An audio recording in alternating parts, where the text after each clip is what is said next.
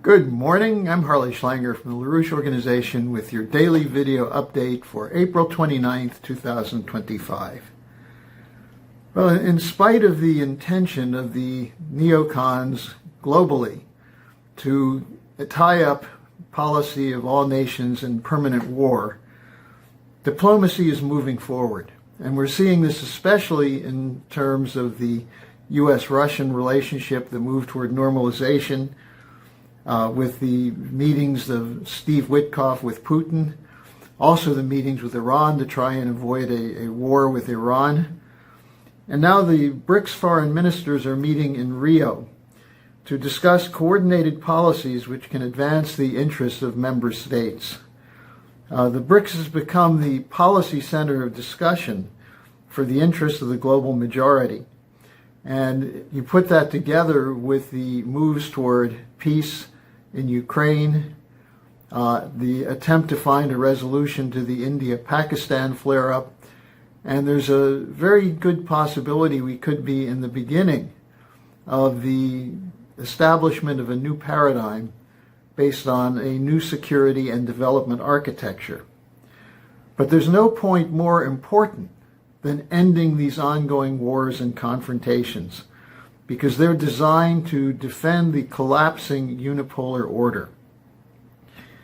Now, despite the ongoing attempts to sabotage the diplomacy, this is moving ahead, and we see the ongoing consultations. For example, Rubio yesterday, U.S. Secretary of State, had a discussion with Sergei Lavrov, the Russian foreign minister, and they're working very hard to counter NATO's continuing obsession with a war with Russia.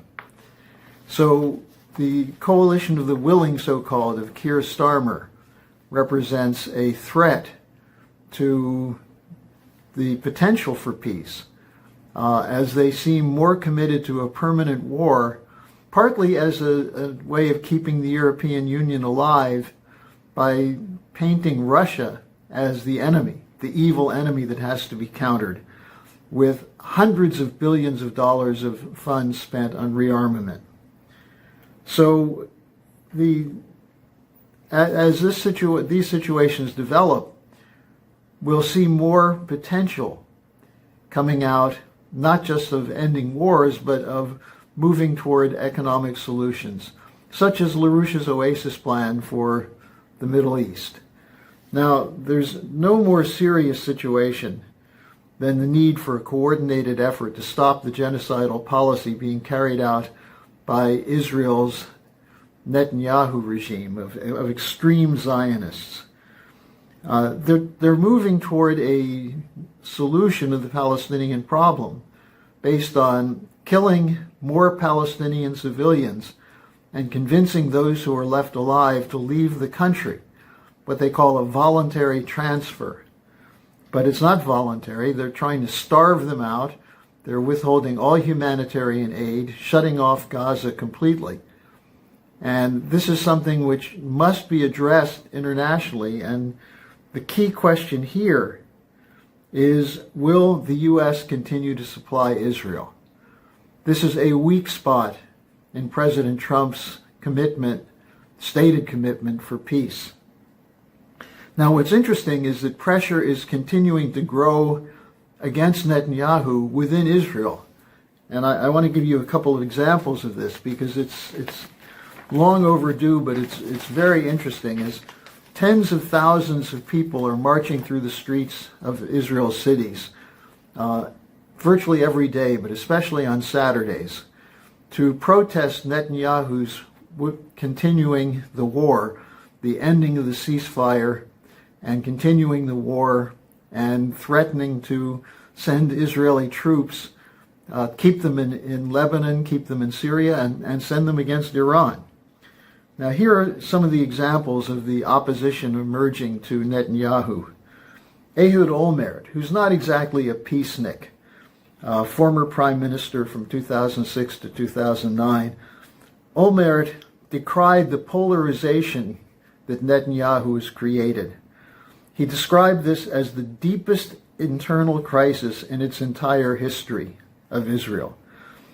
And he said he feels, quote, deep shame every time I hear the arrogant and threatening words of Ben-Gvir and Smotrich, who are two of the more outspoken crazies in the Netanyahu cabinet. Now that's from Ehud Olmert. There are other former prime ministers. Ehud Barak has spoken out against Netanyahu's policy. But now we're seeing something coming from the people. And in this case, the families of the hostages. The most recent example is what happened last Saturday night when Einav Zangauker, who's the mother of Matan, one of the hostages, addressed the rally in Tel Aviv. And she accused Netanyahu of a targeted assassination of her son by sending troops back into Gaza. Because what the family members are saying is that this continuation of the war is a death sentence for these hostages who are still alive being held by Hamas. What Zangauker said of Netanyahu is that he decided to bomb Matan, her son, instead of saving him and bringing him home. Now, another example of this is the former president of Israel's Supreme Court, Aharon Barak, who's a very well-respected legal expert. And he spoke about Netanyahu's firing of the head of the Shin Bet, Ronan Bar, to protect his prime ministership because of the investigation of the corruption of his administration. And what Aharon Barak said is that we are moving very close to civil war.